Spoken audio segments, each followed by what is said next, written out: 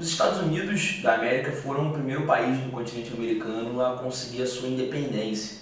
E é importante, quando a gente pensar essa independência americana, a gente pensar que a própria colonização dos Estados Unidos foi uma colonização um tanto quanto diferente em relação aos outros países. Principalmente se a gente levar em consideração que nos Estados Unidos, principalmente no norte das antigas 13 colônias que deram origem aos Estados Unidos da América, havia uma colonização muito mais pautada na iniciativa individual, na iniciativa privada do que em outros países ou colônias americanas. Se pegar Brasil e Espanha, por exemplo, o Estado era um agente muito forte, muito presente nesse momento na colonização. Na América do Norte, no caso das 13 colônias, principalmente no norte, eu repeti, isso não acontecia. Era muito comum, por exemplo, que empresas privadas mesmo, cooperativas, grupos de indivíduos, bancassem do próprio bolso as suas idas para a América, a instalação em novas cidades, o início da produção nas regiões próximas dessas cidades, entre outros aspectos. Então a gente vai ver nos Estados Unidos da América, ao longo da sua história, desde lá do período colonial, das 13 colônias, uma iniciativa privada muito forte, a atuação individual como sendo muito valorizada. Isso vai ter um impacto cultural extremamente importante. No pós-independência, esse discurso que associava a iniciativa individual ao sucesso, ao desenvolvimento econômico, ele continua sendo muito forte, principalmente porque a sociedade americana vai ser uma sociedade que vai discutir muito pouco aspectos como direitos sociais.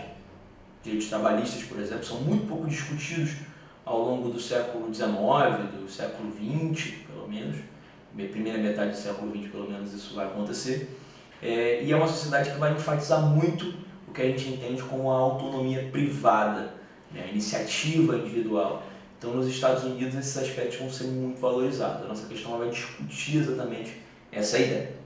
Na democracia estadunidense, cidadãos são incluídos na sociedade pelo exercício pleno dos direitos políticos e também pela ideia geral do direito de propriedade. Compete ao governo garantir que esse direito não seja violado. Como consequência, mesmo aqueles que possuem uma pequena propriedade sentem-se cidadãos de pleno direito.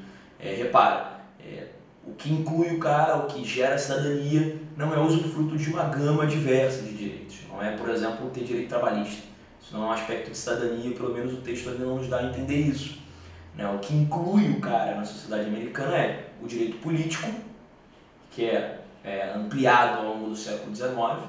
No século XIX, por exemplo, escravos, ex-escravos negros passam a ter direitos políticos, e no século XX as mulheres passam a ter esses direitos. E por outro lado, o ter propriedade, porque o ter propriedade é sinal de sucesso da sua iniciativa individual, é sinal de sucesso do seu esforço de trabalho. Então, nessa sociedade onde a iniciativa privada é muito valorizada, a iniciativa individual é muito valorizada, a propriedade, um fruto dessa iniciativa também é o que gera cidadania.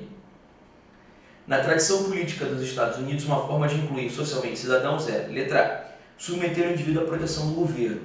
Essa está errada, porque o Estado não é o grande agente protetivo, o Estado não vai oferecer muitas leis, muita proteção. Cabe lembrar que nos Estados Unidos, até pouquíssimo tempo atrás, se discutia um sistema de saúde minimamente público, porque não existe nos Estados Unidos isso, muito embora em vários outros países do mundo isso seja uma realidade. Então, o Estado não é um grande agente de proteção nos Estados Unidos. Na realidade, se você comparar, por exemplo, Estados Unidos e Brasil, no Brasil é muito comum que as pessoas entrem no sistema judiciário pedindo por auxílio médico, remédio, por exemplo. E muitas vezes a justiça confere isso, mesmo que seja um remédio caro, obriga o Estado a pagar o remédio, a prestar esse auxílio, essa proteção ao indivíduo. Nos Estados Unidos isso não acontece. Nos Estados Unidos essa estrutura é completamente diferente. B. Hierarquizar indivíduos segundo suas posses. A questão não é de hierarquia, dizer que um é melhor que o outro porque tem mais. A questão é dizer que as pessoas que têm propriedade, que conseguiram sucesso na sua iniciativa individual, são cidadãos. Então a gente vai excluir a B também. Estimular a formação de propriedades comunais. O contrário do que o texto está falando. Estou falando de propriedade privada, não propriedade comunal. Então assim a gente tira. D. Vincular democracia e possibilidades econômicas individuais, que é o nosso gabarito. Lembrar, o individualismo como é uma marca desde a colonização que fica na mentalidade americana. Gabarito letra D, portanto. A letra E é defender a obrigação de que todos os indivíduos tenham propriedade. Na verdade, não é uma obrigação, é um mérito, né? Fruto de um trabalho, ou pelo menos assim o discurso tradicional nos Estados Unidos acontece. Então, nosso caso é a letra D, vincular democracia e possibilidades econômicas individuais.